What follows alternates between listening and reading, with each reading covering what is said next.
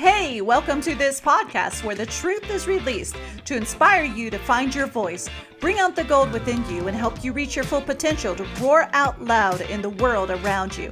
I'm your host, Mary Shree, and I'm here to take you on a weekly journey of hope, inspiration, and empowerment. This podcast is where we believe in turning up the volume on life's practical tips, impart insightful wisdom, as well as share life stories of triumph, resilience, and passion. In each episode, we'll be diving deep into relevant topics in today's world, as well as into the incredible lives and stories of extraordinary everyday individuals like you and me who have been set free from the fears, lies, and have overcome great adversity and found their voice to release their roar. So whether you're tuning in during your morning drive, working out at the gym, getting ready for school, or cozying up with that good cup of coffee, get ready to amplify your life and ignite your courage. This is Roar Out Loud. Hey everyone, welcome back to this podcast. I'm excited that you're joining us here today. And hey, I just want to say thank you to all the people out there that have been listening to the Roar Out Loud podcast. And if it has been impacting your life, which I believe that it is, then please leave comments. Please leave comments where you're listening so that we know what God is doing in your life through these podcasts. Today, we are excited to be here. Yes, we are. I'm here with Allie, who is my personal assistant and also spiritual daughter. And I'm excited because she's with us today to talk about singleness. Woo-hoo! With the capital S. Not C, capital S. Yeah, capital S. And so last podcast, I talked about the seasons of singleness. And so this is part 2 of that podcast. And I'm going to be basically doing like an interview with you. Interview with you. Back and forth. Yeah. Let's go. And let's go. And we're going to talk about this season of singleness because you've been in this journey for a long time. For a very long time. Yeah. So you now are soon to be 34 years old. So I'm 32 at the moment. I'll be 34 in January. Yep. So you're soon to be 34 years old, and you've walked a long road of singleness. I know for me, in the last episode, I talked about I got married when I was 30. Mm-hmm.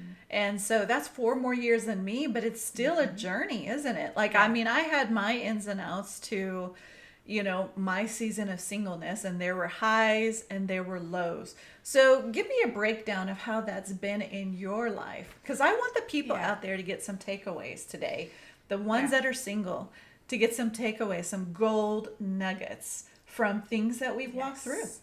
Yeah, it's definitely been a process, that's for sure. Like, when you said in the last podcast about your journey and how you're single for a long time, but it wasn't your plan. You planned to get married young. That's real. And I can relate to that. When you said that, I was like, I so relate to that because that was my plan.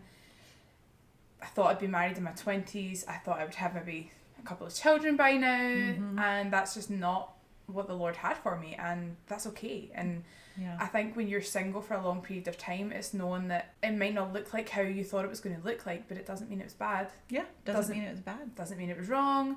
And just because there were valleys doesn't mean it was bad.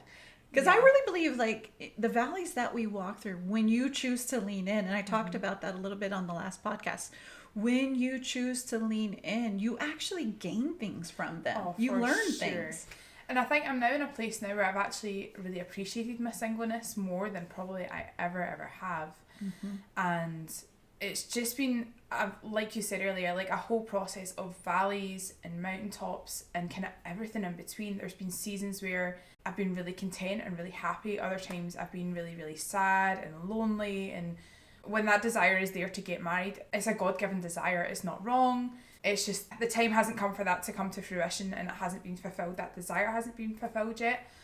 And that can be hard, like when you're waiting for a long time. And talk about the hard. Talk about some of the struggles you've walked through. Oh my goodness, like where do I even start? Because there's like, when you are kind of going through your 20s and stuff, you get through your late teens and you think, all right, that's kind of normal. Like a lot of people are still single, maybe exploring dating or whatever. You get to your 20s and you're still very much single and you start seeing friends get married and start having families of their own. And that's that's hard because it's like your relationship with him changes as well. Like with the father, with your friends, like, because the desire is there to be with someone. You see your friends have it, and that's painful. Like, that's hard on your heart. And to, as like, a single person, that. You don't want to feel like a third wheel tagging along. When your friends are totally in a relationship, maybe they're engaged, maybe they've already gotten married, maybe they don't have kids yet, or even when they do have kids, like, it's fun to go over, you know, hang out with the kids even. Yeah, but then it's like... It's great, but it's not the same. Yeah, it's not the same. And your relationship changes with them.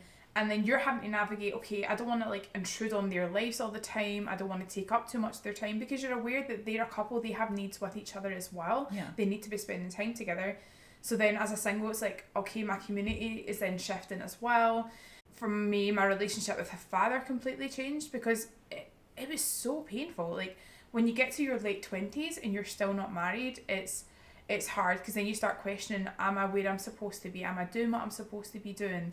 Lord, what's wrong with me? Like, why am I not married yet? Like, and you start kind of self-reflecting a little bit and introspecting a bit, which is not necessarily always a bad thing. It becomes bad when it starts going into, like, a deep place of loneliness and depression and rejection, and you then start actually projecting that on other people, so actually people want to spend time with you less. Yeah. And also in that place, it's easy for you to open doors. Oh, you know, that's where sometimes in people's lives, because they want to fulfill that deep place, that's sometimes where pornography comes into place. Oh, yeah. That's where masturbation comes into play. Let's just talk about it. Oh, you're so going to talk about that. I just want to be real. So I want to talk about it, because not a lot of people are talking about this. These are the struggles that single people go through. And I'm talking about single from, like, maybe you've never been married, maybe you've gone through a divorce. Think about that. And widowed and stuff as well. People that were divorced, widowed, like, they had seasons of constantly being able to freely have sex, and whenever they wanted. All of a sudden, they find themselves single again. And let's talk about the hardship of that. Yeah, like, that's hard as well, because a sex drive is a real thing. It's a real thing. Just saying. Like, we've had lots of conversations about that, because it's like, when you're single a long time, it's like you have to learn how to manage that. And sometimes you do it, like, that's how doors sometimes you do it amazing, and sometimes you do it amazing. Sometimes you're like, actually, this is not even affecting me like that way. I feel like I'm in control of this. I feel like I can, you know what I mean? Like, and as a Christian girl life, or a Christian guy, oftentimes you'll find yourself, I'm at the mountaintop. I am managing this sex drive. I am doing amazing in my singleness. Me and the Lord are so close. And then, boom, you have a fall. You literally, like, find yourself in the valley, and you walk in shame. Let's talk about shame as a single person when you're in those places of the valley. Because you have that desire to be with your spouse. So, and I want to see this as well, like, when you have a sex drive and when you have that desire to be married, it's not wrong. It's a God-given desire. Not wrong. God created us. Sex. Yes. And he created us. And he created us to want sex. And he did. Bad. And as a married woman, sex is a wonderful thing. It's beautiful. It's beautiful. Yeah. And it's so good to hear that as a single person, because when you wait for, like, a long time, so, like, I'm, like, 33, I'm still a virgin, like, that has been, like, a long road, and it's been a long process, because there has been seasons, and I'm just going to say it, dipping into pornography, dipping into masturbation, and it's cycles that lasted a long time, and if you're not closing the doors to those things in your life, it kind of just keeps coming back and coming back. And I want to interject here. So I feel like guys get a really bad rap when it comes to pornography. Yes, a lot of guys are into pornography, but so are girls. So are women. So are women, and it's not talked about, and it's especially in the church. That's the problem, especially in the church, and it's so frustrating, because there is a space, I think, to a degree, for guys to be, like, opening up and sharing it, and it's almost like, this day and age, it's such a sexualized culture that it's almost expected that guys have dabbled in that in some way. You know, right. Guys have watched it. And it's like, women, oh, it's fine, it's okay. They're just looking at it a little bit. Yeah, and then for women, on the other hand, it's like, it's just not talked about at all. Right. Because for me, for years, I walked in shame because I didn't realise other people were doing that as well. Because it's like, when you have a sex drive, it's like you're trying to fulfill that desire, and it's like, it's a false sense of comfort that you're then leaning into, that's why you're doing it. Yeah. And you don't really fully understand it. For me, that's how it was. I'm like, why am I like doing this? I can't seem to get out of this addiction. Like, and then it's the shame. Because it does become an addiction. Shame. Oh, it does, because it's like, it's giving your body a dopamine hit. You're training your body, like, when you feel sad, when you feel lonely, this is what you do, and this is how you're going to feel self-gratification. Oh, yeah. And it's like, it's so selfish. It's so selfish. Yeah. And it's like, you think about how the Lord designed sex. He designed it to be in a covenant relationship between a husband and a wife. Yes, a man and a woman. A man and a woman. And you're supposed to fulfill those desires with each other. Yeah. And it's like, the Lord has actually taught me like a lot about that in the last few years, but actually the oneness that comes from sex and the relationship that you build, you're building history with one another, you are building relationship and connection. Like, you don't do that when you're doing it on your own. No. Like, it's, you know, it's just a self-gratification thing. Right. So you talked about marriage, oneness, covenant, all those things. Like, you know, when you are outside of marriage, self-gratifying, it begins to create this false fulfillment inside of you, you know. And the reality is, God created us to be in marriage with a man and a woman, and he created us in covenant. But before you get into a marriage covenant, he desires covenant with him. Yes. And God is a jealous God as well. And yes. That's something I've really learned over the past couple of years. Like, he wants all of you. And if he doesn't have all of you, like, you might actually be in a waiting season longer than you anticipated. Right. And for me, it's like, I've seen so much in the last couple of years with what the Lord has done. The Lord has done like a deep work on my identity, because my identity has not been in him. So I've started looking for it in other places. I've started finding false sources of comfort, like in masturbation. And when you start going after those things, going after the hard things, especially like an addiction like that, like, Lord, why am I doing this? And he starts talking to you about the areas of your heart that you have not surrendered to him. And it is a surrender. And it is a surrender. Have to like, those urges and desires will come because we are filled with hormones. God created us that way. Yeah. But it's when you are in that place of full surrender, what happens? Tell me. When you're in that place of full surrender, your relationship with the Lord completely changes, and you feel so much closer to him. And I can say that from personal experience, and I keep saying this because the last few years has been an unraveling of everything I knew before, and it comes out of a place of actually being open and vulnerable and sharing your heart. And not just sharing it with the Lord, but sharing it with people. And a lot of people don't like vulnerability. And they don't. I shouldn't say they don't like it. They're afraid of it. They're afraid of it because... They're afraid of vulnerability. Because when you're that vulnerable... Because I remember, like, you and I have had conversations, and, like, I hadn't really shared that before. And when I started sharing it, I literally felt I just, like... vulnerability vomited all over you, and I'm like, oh. And then you start, like, and there was a fear there. It was how would I react? How are you going to, like, it was so fearful, because it was like, how are you going to react? Are you going to reject me? Are you going to not want to know me after this? Like I don't know what I'm going to do now that I've shared this. Like, you know what I mean? Like, are you going to look at me different? Like, all of that stuff comes to the surface because you're not dealing with the issue and, like, in the first place, you know? Like, when you start talking about it, the Lord's like, right, we can actually work with this now. We can actually go after this thing, because masturbation and pornography are surface level issues. It's not the deep rooted things. Like, that is a manifestation of the deep workings going on in your heart from loneliness, rejection, the orphan spirit, a whole bunch of things, like trauma and all that as well in your life. Like, it's a coping mechanism. Yeah, it's a coping mechanism, full on coping mechanism. And a lot of people just think, you know, oh, I'm just going to say it because I like to be raw and real. A lot of people are just going to say, oh, I have a high sex drive, I'm just horny. But the reality is you're not. Yeah. You're not. And you may have a higher sex drive, but there is a deeper place inside of us when we choose to engage in pornography, masturbation, adultery, different things like that. If you're married, but we're talking on singleness right now. Yeah. So there's a deeper place inside of us that needs fulfilling. Yeah. And, like, what you said on that as well, like, when you're engaging in pornography and even masturbation to a degree, it's like, it is adultery in itself. It is. You know what I mean? Because it's against the Lord. It's against the Lord. It's against your lover. Yeah, and it's like prostitution, like, of yourself as well. It's not good. And we were saying this earlier, it literally can open so many doors to, like, the wrong things in your life.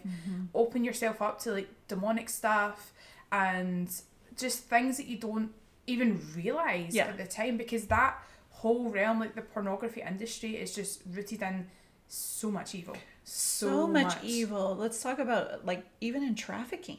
Yeah. Like, there are so many women and guys that are operating in the pornography realm, even as the actors, so to speak, that are actually trafficked into that. Yeah. And a big portion of that actually financially it goes towards those things. And so when you're actually watching pornography, you are saying, I'm okay, even though you don't realize it. Subconsciously, you're saying, I'm okay with this realm of trafficking, this realm of abuse, because there is a lot of horrible stuff that's in pornography.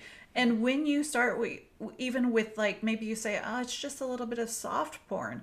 When you even start with that, that's an open door. And usually when you begin in that realm of soft porn, you need something harder and harder, and it gets deeper and deeper and more ugly. Yeah, and more perverse, and you find yourself perverted there before you even realize. You're like, oh, I'm actually, like, how did I get here? You know, because it just started off maybe watching a sex scene in a movie. Like, that's how it starts. Like, a little open door, and then the enemy's like, right, I've got a foot in here. It kicks the door open, and then all of a sudden you're in a deep pornography addiction that you weren't expecting. And it's but sometimes let's, you know, even in the realm of singleness, many people have not gotten into pornography. Yeah. Many people have not gotten into masturbation in the realm of singleness, but they still have that place of, like, sadness. Yeah. And loneliness. Yeah. And, like, even just going from the pornography thing, like, that was part of my journey, and that was part of my story. It's not everyone's journey. It's not everyone's journey, and I'm like, I'm amazed at the people who have really managed to operate in such a high level of self-control there.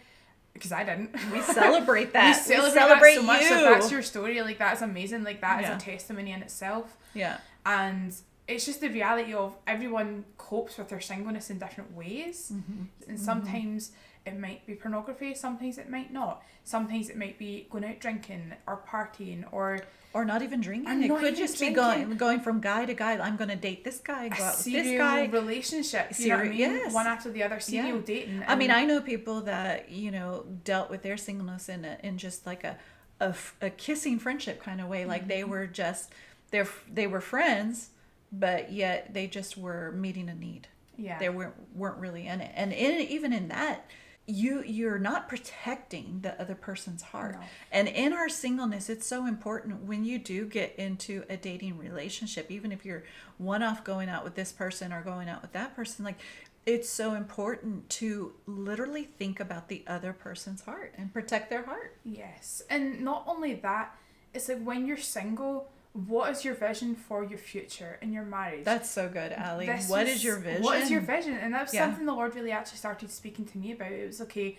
you're having a hard time, especially for me, and I spoke about the addiction. Like, when I learned to manage the masturbation addiction, the Lord spoke to me about, okay, how are you going to steward your husband's heart? Like, so in future, you want to get married, you want to have a family, you can't even manage that now. So how are you going to be able to steward his heart well now? And actually thinking about my husband, I'm like, actually, I don't want him, like, to have to deal with this. You know what I mean? And like you said in the last podcast, you deal with your junk before you get there. So it's going after those deep-rooted places in your heart, in your life, that you avoid talking about. Because that's the thing. Like, when you're single, it is a painful thing to, like, desire marriage and not have it yet and be in a waiting season. But it's looking forward to the vision. Like, okay, Lord, I know that you've called me to get married. So this is how I'm going to steward that in this season. Yeah. So let's talk about the tools to stewarding that in the season of singleness and while you're waiting. Yeah. What are some of the tools that you know that God gave you and that you've used to steward this season? He taught me a lot about accountability and having people. So, like, you and I have had lots of conversations about that, because he was like, actually talk about it, talk to Mary about it. And I'm like, like, every time, like, actually, I think I'm gonna throw up. I think that's literally how you would look, like, sometimes. I was like, oh my, I've got something to share. She's not going to like this. She's going to reject me. Like, you know what I mean? And all this stuff would be running through my head, and it's just lies from the enemy. Because when you start leaning into freedom, the lies all start coming to the surface. Yeah. But also, let's talk about, you shouldn't just share it with anyone. No, like, that's the important thing as well. Like, the Lord was really strategic about putting you into my life, because the season where we met, I was so broken and so hurt, and there was just stuff that I hadn't ever shared before, and it was just a mess, but everything was starting to come to the surface. Yeah. And God put us together, and you actually led me into freedom. So it's finding people in your life who have walked with the Lord a lot longer, who have healthy relationships, have overcome, who've been maybe in similar situations to you, and even maybe not, but it's people who just are wise enough in the Lord to like know how to get you freedom and seek out the wisdom and knowledge of the Father from other people, and people who love you. Like, I cannot stress that enough. When you know that people really, really love you and care for you, and that was the thing with us, like, they're not going to reject you. They're not going to reject you, and that was oh yes, it was hard to share. I knew you weren't going anywhere. Like, I knew, like, there was something in my heart that knew no matter what I share here, like, it's going to be okay. Like, you're going to help walk me through it, help me overcome, help me navigate it, even when sometimes it was really, really messy and it was painful and it was hard. And it's been so worth it, like, actually talking about the stuff going on internally, because when you keep stuff inside, especially for me, because I am very much an external processor, when I keep things inside, it's almost like I internally combust. Like, it's the only way I can describe it, because it's like when I don't talk about stuff, I'm starting, like, almost like everything inside of me starts like, oh, like, you need to get this out of your system. And even you've said that to me before, like, if there's something on my mind, I start talking about it more, yes, like, repeatedly. And I'm like, she's like, this must really be on your mind because you're talking about it, like, a lot. And yeah, and that's been one of the biggest things, I think, as well. It's like pursuing the Lord and pursuing people who really have my back and who are open. Like, I have to say that as well. Like, our relationship, like, we talk about anything and there's no shame there, and that brought so much freedom to me, because I come from a culture, sadly, where people don't talk about stuff. A lot of things are taboo, and I don't think it's so much that people don't want to talk about it, it's just that they get really embarrassed, or it's like, no, we're actually really private, we don't talk about that stuff, like, kind of shameful, like everybody does it but no one talks about it. And it's like, no, like, that is not kingdom at all in the slightest. Yeah, and I grew up very much in, like, the church setting, and with around people that didn't talk about things at all either, for the most part. I mean, I'm so blessed that God did put somebody in my life where she was a sounding board for me, and I could open up to her about certain things. Yeah. And even to this day. And so it's so good to find people.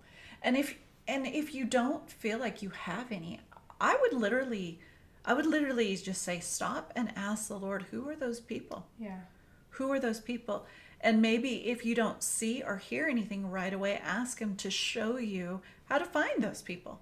Yeah. Because there are people around that you can trust and that you can literally lean into their wisdom and their knowledge to help keep you accountable and walk you through things and give you tools that you never had before. Yeah, and that was one of the biggest things for me, because I had been praying for this kind of relationship for a long time, because I knew that I needed it somewhere deep inside. I was like, the situation I'm in just now is not how it's always going to be. I don't know how to get out of this. I always felt broken, like something's not fixed. And then when you and I met and we started sharing, I was like, oh, actually that feeling of brokenness is gone, because sometimes that's what it is. It's like a single, when you're navigating all the feelings, because it's like that deep desire to get married, it's a real thing, and it can be really, really painful at times.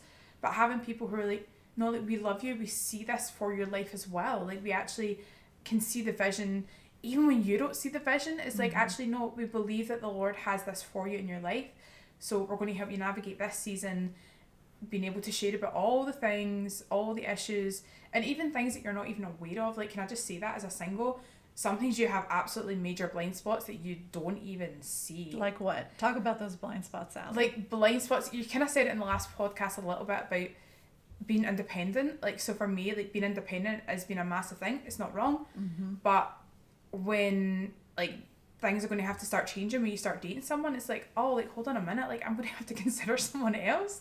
Like, what? I can't just do what I want when I want to do it. Yeah. And that's real. That's why, for me, I believe when it comes to single people, in some ways, because I can remember I was single, in some ways, in your singleness, you just feel like, I'm free, and I don't want to be in family, and I don't want to commit myself to other people that maybe are family.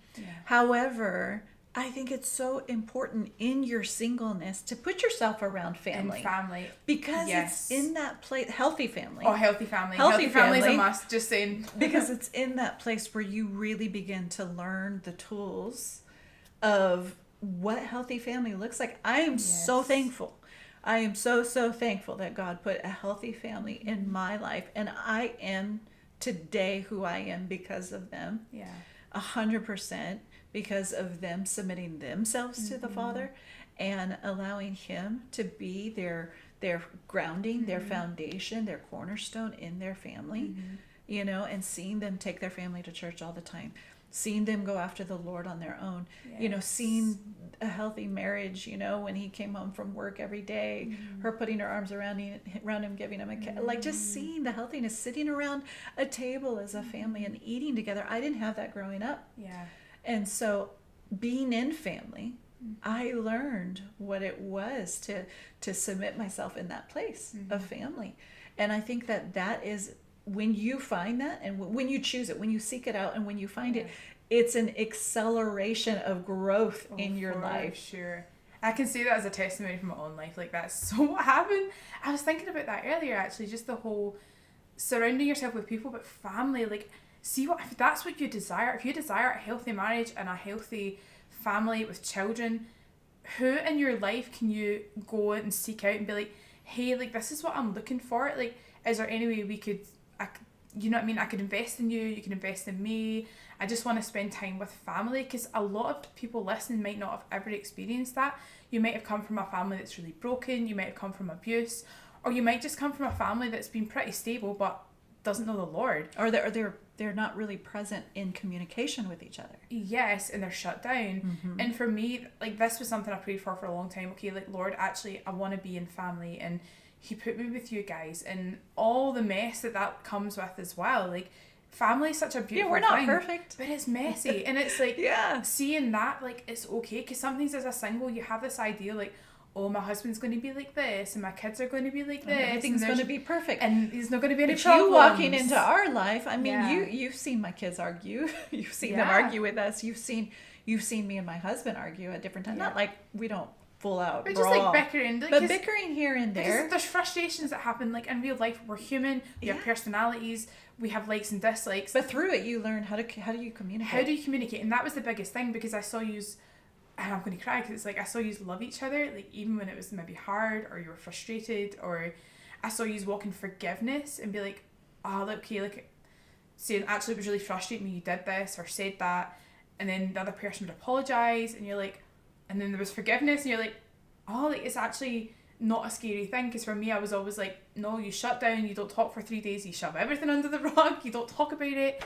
So for me, that was a huge breakthrough in seeing, oh, like, actually communication is probably the biggest thing, like biggest key, the biggest to key to relationship. If you can learn that in your singleness, that is a powerful tool to have in your belt. If you can learn how to be healthy in communication, is so important. And I think and vulnerability is part of that. Vulnerability is so important as well. Like, I can't stress that enough, because that is where a lot of my breakthroughs come from, is communication. And even, like, if I'm feeling something on one day, like, especially, I think just part of my story and, like, what I've walked through, sometimes it was like, right, I need to text you, like, every day about this, because I'm like, I'm just in this season where it just seems to be literally in my face. And sometimes it's like, when you're walking through breakthrough, that's what it looks like, but then you start celebrating, because you're like, I'm obviously doing something right if this is, like, really coming against me. It's like, oh, I can see the breakthrough, I can see the fruit that I'm walking in, because when you start walking in the fruits of the Spirit, like, oh, the enemy doesn't like it, and stuff starts getting triggered, and it's like stuff starts, like, shaking off you, like, literally, that's kind of the best way I can describe it. When that stuff starts literally shaking off you, and maybe it's been there for years, and it's been, like, almost like a comfort, it's a false comfort. So when you start going after that vulnerability, it starts shaking, and it's like, oh, the stuff falls off, and you kind of almost don't know what to do with it. Well, it leaves you sometimes feeling a little naked. Exposed. Yes. You're like, this feels unlike anything I've ever felt before, because you've maybe walked in that stuff for, like, a long time. You know, and even as a single, you can walk in things like bitterness and stuff without even realising it. Right. And that's like a fruit that can kind of stick to you until you start shaking that stuff off, and like, like even being bitter with the Lord. And I'm going to kind of address that, because that's been a huge part of my journey as well, like being really frustrated with the Lord, being disappointed, operating in bitterness. And bitterness is kind of sneaky, because I didn't actually realize I was walking in that until the Lord started showing up like in my heart and like softening me and being like, actually, like you haven't forgiven me. And I was like, do I need to forgive you? And then I was like, oh man, like I have a lot of resentment towards you. And it's like looking at other people and seeing them so happy, and I'm happy for them. There's such an importance on celebrating other people when they're in that season. Like, bless them, Lord. Like, I'm excited for them.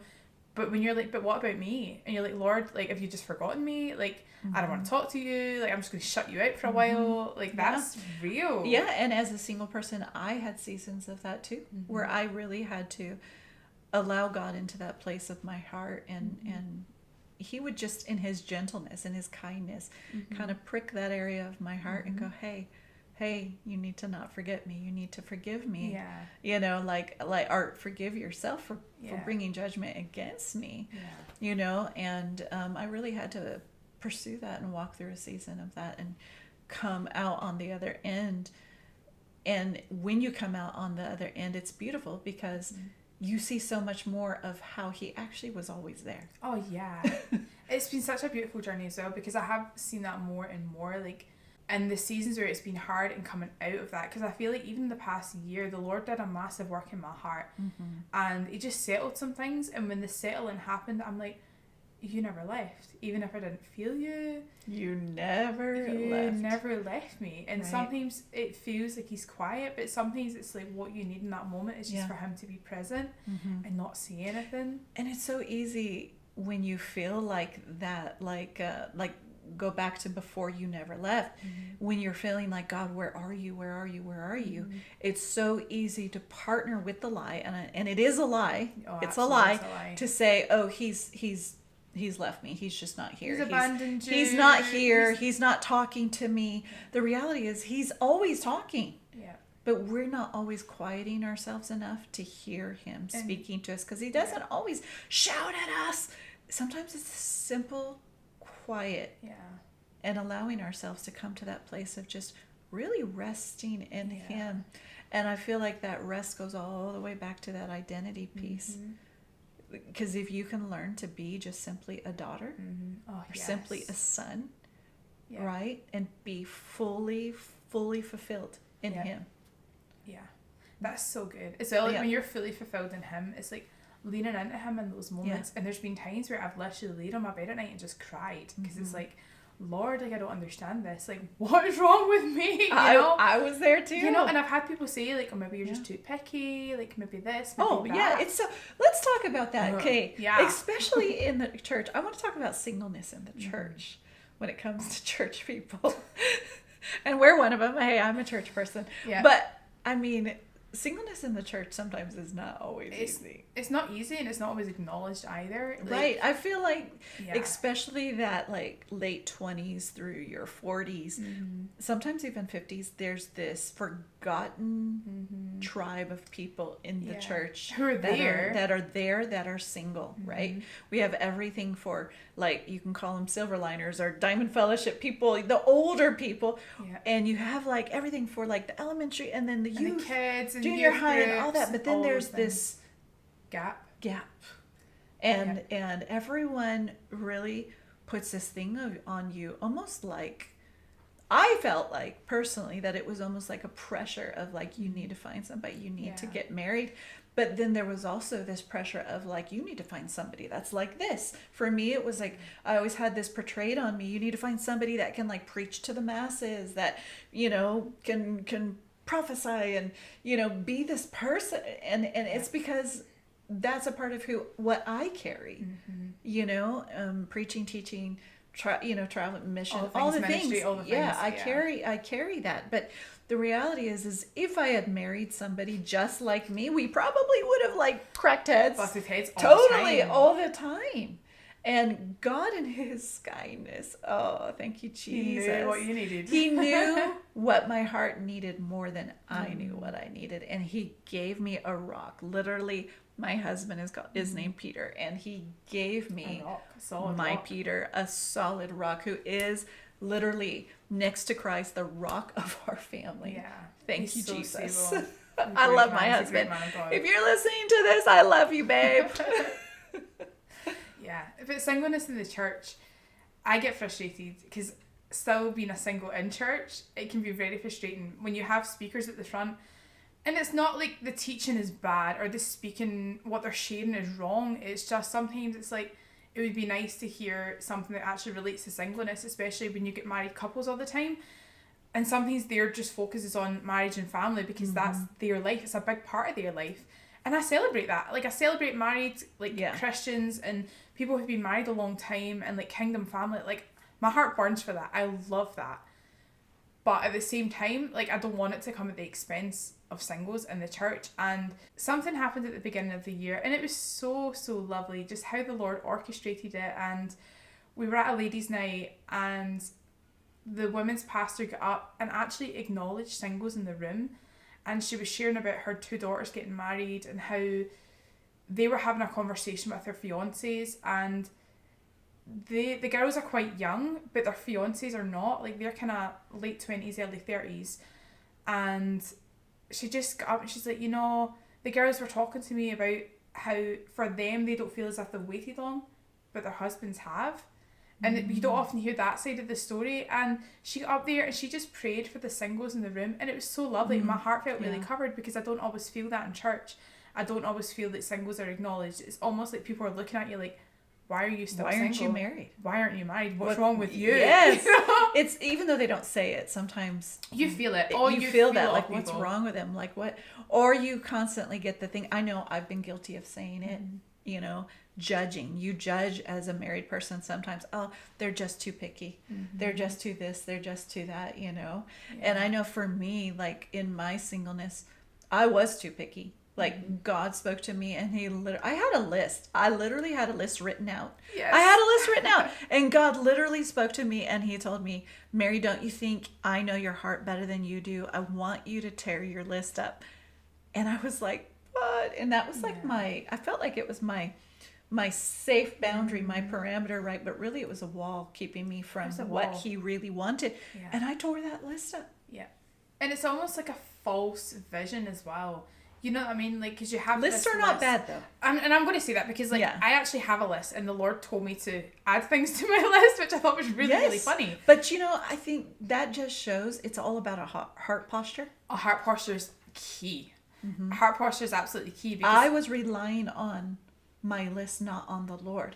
Yeah. Whereas you were relying on the Lord to fulfill your list. Yes. There's a big difference. Oh, it's such a big difference. And I think it's we've said this, a list isn't a bad thing. But if you have a list, and it's a little bit prideful, and I'm kind of careful with saying that though, because it can lean into pride if you're no, this is what I want, this is what I'm going to get, and if I don't get that, I'll just not get married. You know what I mean? If he has to fulfill everything on this list, and it's well, hold on a minute. Are there things on this list that you're working on in yourself? If you're looking for a man who does X, Y, and Z, who works hard and is all buff and huge and amazing and fit, but you're not going to the gym. You're not taking care of your health. You're not taking care of your appearance. You want him to smell nice. Do you smell nice? Little things like that. How's your hygiene? How's your hygiene? Seriously. It's those little things like that, and how are you stewarding your finances? Are you in a stable environment? Are you in a stable home? Can you hold down a job? All these little things. If you're desiring that in a spouse, how are you doing that for yourself?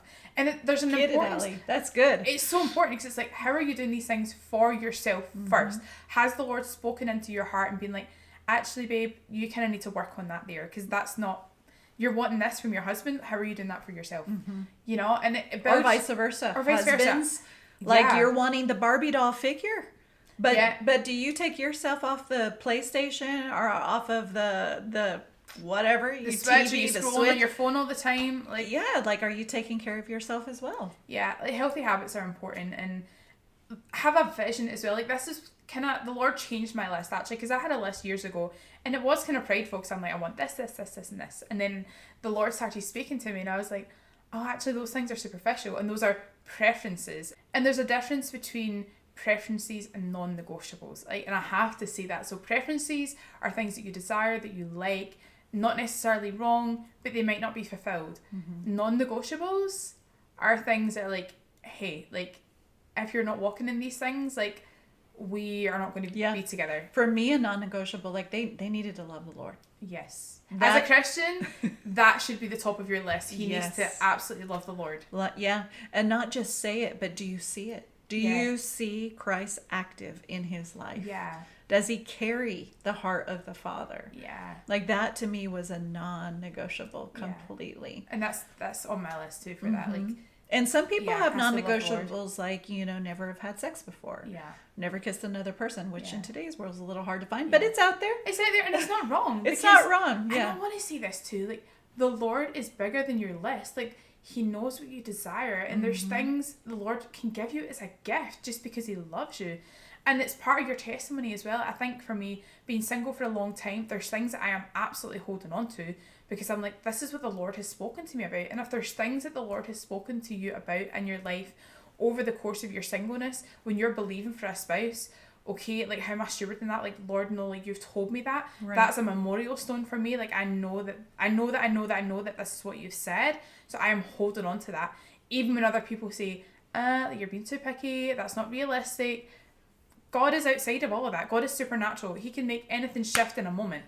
You know? So it's actually, think bigger than that and actually dream with them.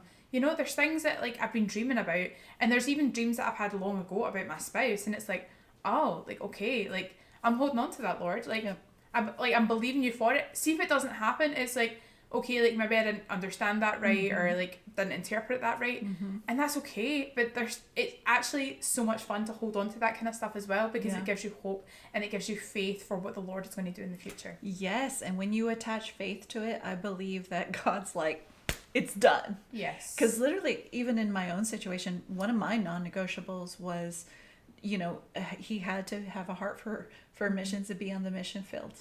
Little did I know, my husband was already living in Africa. Living on the mission field. Literally, like, he teases and says, God sent me to Africa to find a husband. And I can't say that that's not probably true. I mean, he totally did. Yeah. Like, God knew he would be there in and Africa. I love that as well, because the Lord is operating with the desires of your heart, which was to go to the nations, to be in Africa, and he was already there. He was already there, you know, raised there since he was 5 years old. Raised there, and, like, living in the nations, and that was always, like, a fear of yours of, oh, like, he's not going to, like, what if he doesn't love the nations like me? Like, what if he doesn't want to go into missions? What if, you know, I mean, I had situations where I almost compromised that. You know, I could have gotten married and been a pastor's wife. Yes. You know, in different situations. And just settled fully in the States in those seasons of my life. Even though my heart longed to be on the mission field. I could have gotten married, ended up being, you know, a politician's wife, or, you know, your life could have looked completely or a different. missionary's wife in another country, even though my heart was Africa.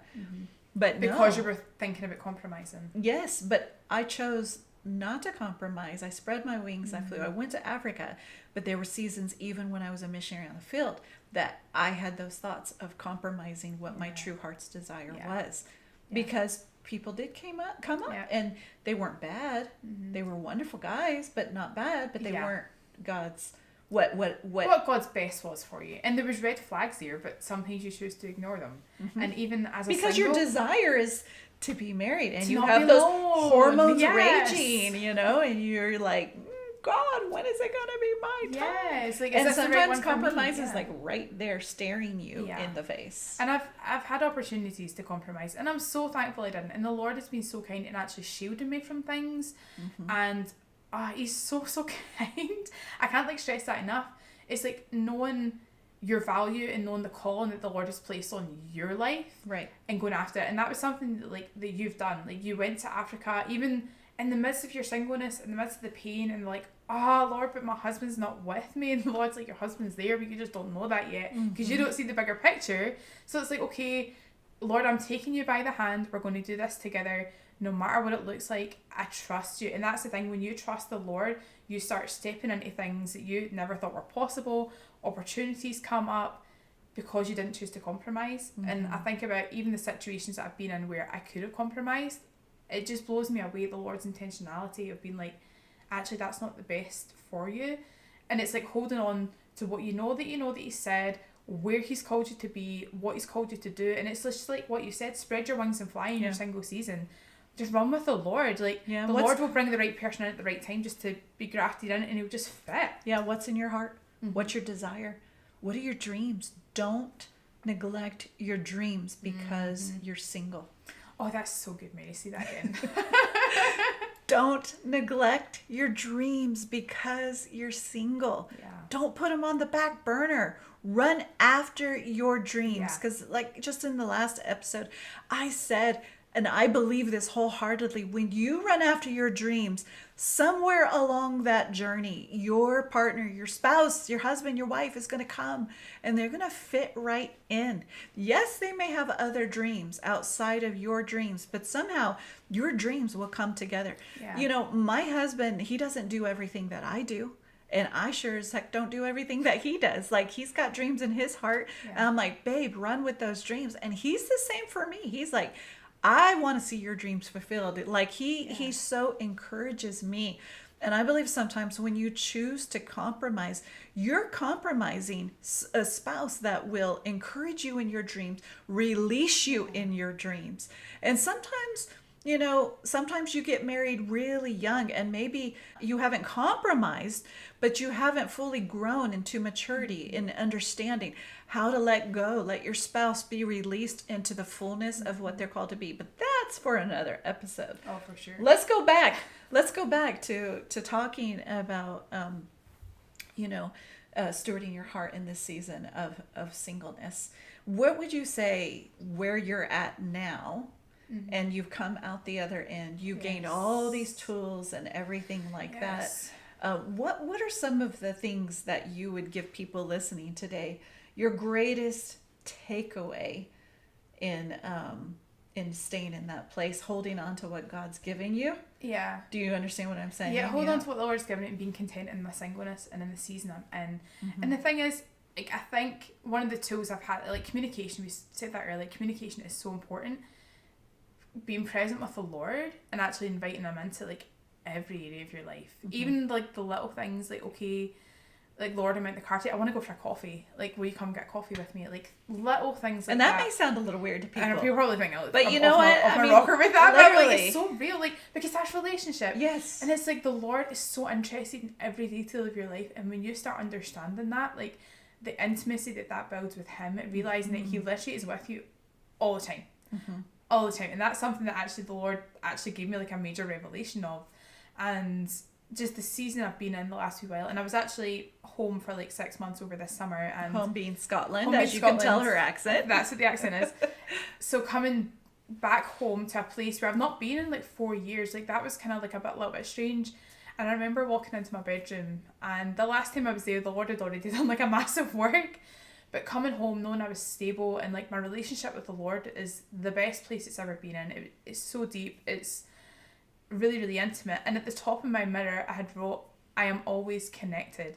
And I was like, Lord, you are so kind. And even that word had like multiple layers, but I'm always connected to him. You're always connected to the source, because he is the source of your life. He is the source of joy and desires and dreams and faith and all those wonderful things. He should be the source of everything, and that's the biggest tool for me. If he's not your source, ask yourself why.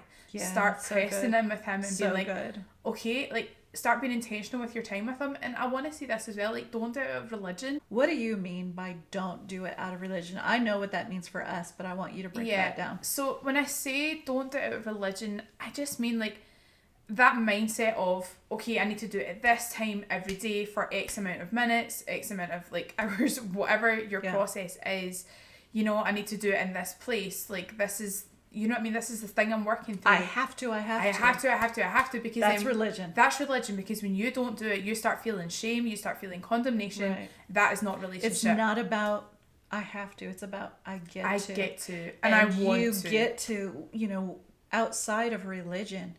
Relationship is, hey Jesus, let's go take a walk today. Yeah. Hey Jesus, let's go get that coffee today. Yeah. Hey Jesus, what are you saying about this? Hey, I even take it as far as sometimes asking him, okay, what should I wear today? Yeah, I love doing that. That's so fun. I don't do it every day, but there are sometimes I do, and that may sound weird to people, but I mean, we ask your friend, you ask your friends, you may ask your spouse, hey, does this look good? Does this look what good? do I wear today? Do it with Jesus. Yeah. It's all about relationship, and we have Yeah. really honed in and know how to do religion. Yeah. But we've got to break out of those boxes and come into relationship, because in singleness, that is key. Learning relationship, because when you learn relationship, you learn who you are as a daughter and as a son. And when you're fulfilled in that place of sonship, when you are fulfilled in sonship, you're going to be fulfilled in marriage. Marriage, relationships, they're never going to fully fulfill you until you learn to be fulfilled in him. And out of that place, dreams are released. Out of that place, the things that are in your heart, even things that you never thought you would do. I want to talk about this. Yes. One of the things that you never thought you would do is write a book. And in your singleness, not because you're fulfilled by a man, not because you're fulfilled in some kind of relationship. In your singleness, you pursued your dream and you wrote about your freedom. This is Allie's book that's coming out soon. It's called This Is What Freedom Looks Like. It's not out yet, but it's coming. It's coming soon. And your journey of singleness and leaning into the heart of God is what unlocked this story. Yeah. And there's things that I gained, like, in this journey. I write about it in the book, like, quite a lot, just about the whole process. I would not have had the breakthrough that I had if I was married. Like, and I just want to say that now. And you said in the last podcast, singleness is not like... It's not the culprit. It's not the culprit of loneliness. And marriage ain't going to fulfill it. Can I just say that? If you're having issues now as a single, they're going to be there when you're married if you don't deal with it. Yeah. And you talk about how to deal with it. You talk about the leaning in. Yeah, I talk about the leaning in. I talk about the tools. I talk about the process. The breakthroughs you've got. The breakthrough, because I leaned into the Lord. And I said this like a minute ago, like, you need to lean into the Lord, and whatever that looks like. Sometimes it's just like sit and listen to music. Sometimes it is going for a walk. And I love going for a walk with the Lord, because he starts talking to me about all the things. And even like the last few weeks, the Lord has been speaking to me about how he speaks to us, because how he speaks to us is very, very different, and it can vary. Sometimes it is a running commentary, sometimes it's pictures in our head, sometimes it's a feeling or a knowing or a thought. There's so many different ways. So when you learn how to not limit the Lord and how he's going to speak to you, how you're going to get your breakthrough, things like this come out of it. Because I had words spoken over me as well that I was not good at English. So I never thought this was a possibility. But now look at this. And now look at it. I've got like a whole book. Finished book. And I'm like, wow. Yeah. Like, look what you can achieve when you listen to the Lord. Because the Lord actually told me to start writing. And what was funny as well was he told me to start writing. And then about halfway through the process, I was like, well, this is actually like a lot of work in terms of all the things that go into a book. And I'm just being real for those of you writers out there. Yeah. Like, bless you guys, like, who have a book already. Like, this is like, it's an amazing accomplishment. It's like birthing. It's birthing a baby. Oh my goodness, yes. Carrying a baby, and when it finally comes out, it's birthing a baby. Yeah, and it's been like a long journey, like in terms of the writing. There's been times where I would like pick it up and get... You were afraid of it. I was so afraid. You were so afraid of it. And I was like, you've got a book in you. You made me declare it over me all the time. And I'm like, she thought it was crazy. And then the Lord started speaking to me about it. And I'm like, oh. And I remember, I think one of the first nights I picked up my laptop and I just started writing, and all this stuff came out. And I was like, oh wow, maybe Mary was right. So like writing just about my heart and my journey and just the goodness of the Lord, because like, there's things that I walk through that I don't want other people to walk through, and there's things that I've learned that actually I want people to glean from my experience, glean from my wisdom, and learn from my mistakes. Yeah. And they're going to find the tools. They're going to find the tools. They're going to find the tools in this book. And this book, it's going to be out soon, and people will be able to get it on Amazon. When it comes out, we'll let you guys know. We'll put the link as well, and we'll do a whole blast for it when it comes out. But get ready. This is what freedom looks like, an adventure into the mysteries of God and the freedom that it unlocks. So come on, you'll get your book. When it's ready, you're going to pick it up. I believe that so many of you are going to pick it up and get breakthrough. Yeah. This story of singleness is breakthrough. Yeah. There's so much breakthrough in this, in the keys, the tools and the keys that we've talked about today. So I just want to pray. We're going to land this plane. I always say that, land this plane, because that's what we're doing. It really is. We took off and now we're coming down. We're coming back down. So I want to pray over all those single people that are out there listening, and I want you to pray over them. Oh, let's go. Release it. Just hold your hands out now. Like, if you're listening, we obviously know you're listening because you're here and you're engaging. I just put your hands out before you and just engage your heart with Holy Spirit. Holy Spirit, I just thank you for the season of singleness. No matter what it looks like for people, if people have been married and they're now finding themselves in a whole new season, God, I just pray for the tools to land in people's hands right now as they're waiting on you. I pray that you will speak to people's hearts, show them what they need breakthrough in as well, God. And I just pray for a deep sense of your presence and your love over their heart, that you will fill every crevice of their heart, of their being, Lord, to know how present you are with them. I thank you for how you've done that with me, God, and I just release my testimony over them, God, that you can be content in singleness, that there is breakthrough available, that you are not always going to be broken. And I just actually want to break off some lies now that actually people have been believing, that they actually think that they're being broken, that it's not fixable. And I just hear the Lord say, there's nothing broken within you that I cannot fix, that I cannot heal. So Jesus, I just pray that you would just come in and radically touch people in this moment as they listen. Heal hearts, heal wounds, heal trauma. I just bless everyone listening, God. And I just thank you for spouses, Lord. I just call them forth. We call forth those spouses, Lord, in Jesus' name. In Jesus' name. People, I just hear the Lord saying there's somebody watching this that is in your 50s and you've been praying for a spouse for a very long time. And I just hear that he is ready and you are in a now season. That's what I hear, a now season. And if that is you, I would love for you to write into our ministry. You can write in at roaringhope@gmail.com. Let us know.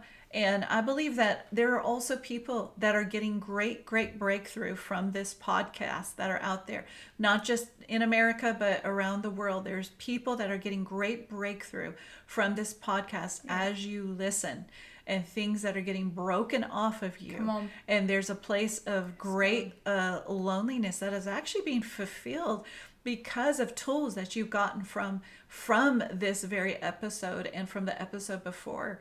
And God is releasing just freedom over you. And if that is you, write in and tell us your testimony. We want to hear the testimonies of breakthrough because I believe that great breakthrough is coming. And the testimonies lead to greater breakthroughs in other people. So don't be afraid to release them and share them. We just bless you. We bless you with the freedom, with the breakthrough, and with the tools to really propel your life forward, even as a single person, into the dreams that God's placed in your heart. Hey, have a great day. Hey, thanks for tuning in. If you enjoyed this podcast, hit subscribe, leave a review, and share it with your friends and family. Always remember, your voice matters. Your dreams are worth pursuing. And you, my friend, have the power to roar out loud.